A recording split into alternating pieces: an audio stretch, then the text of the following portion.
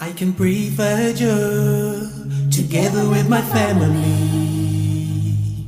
I can pray with my friends at the masjid so quietly. I can pray in a faraway field under the shade of a tree. I can pray sailing on a boat swaying upon the seas. I can pray anywhere, anywhere, anywhere, anywhere.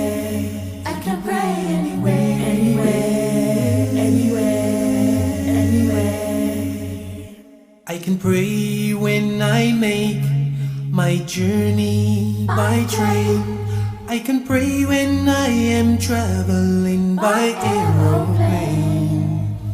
I can pray in my seat when I make a long journey on the bus. I can even pray in a park without any fuss. I can pray anywhere, anywhere, anywhere, anywhere. I can pray anywhere, anywhere, anywhere, anywhere. I can pray in the desert, on a sand dune. I can pray on Mars, Pluto, Saturn, even the moon. I can pray in Mecca at the Kaaba, in the beautiful house of Allah.